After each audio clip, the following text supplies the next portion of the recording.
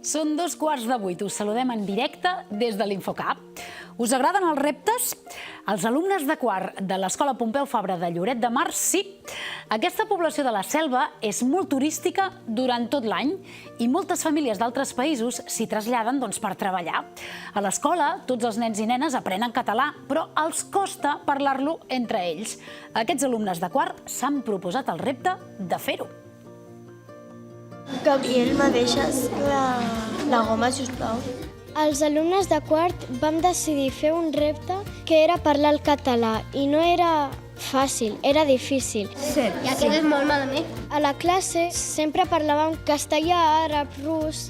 Va ser difícil i jo normalment parlava el castellà a l'escola. Era molt difícil perquè des de P3 estic acostumbrat a parlar el rus amb els meus amics. Abans del repte jo me comunicava amb el castellà. Va calcular.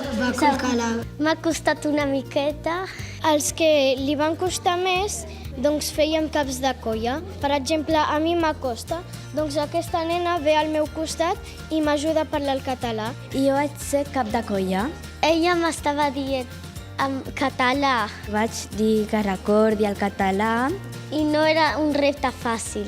I al final ho va aconseguir. M'he acostumbrat a parlar el català. I estic molt contenta per això.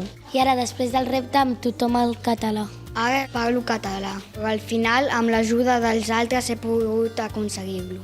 Si no ho aconseguíem tots, ningú aconseguia res. Cada persona que aconseguia el repte era un casteller d'aquests. Després anàvem pujant i vam posar les dues primeres persones que ho van aconseguir van ser els dosos. Jo vaig ser l'enxaneta de la classe perquè era la primera que va aconseguir. Per mi és més fàcil parlar català perquè estic més còmoda i la majoria de temps parlo català.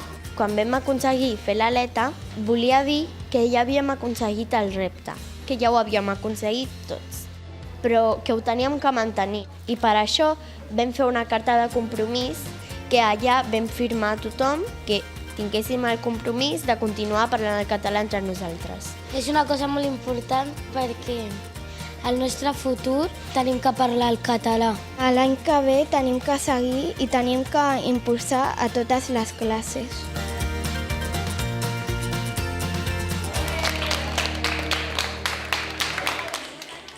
El Paorleu, molt bé. I aconseguir el repte ha tingut premi. Han pogut triar el dia d'escola ideal, superesmorzar, pícnic al parc i acabar banyant-se a la platja.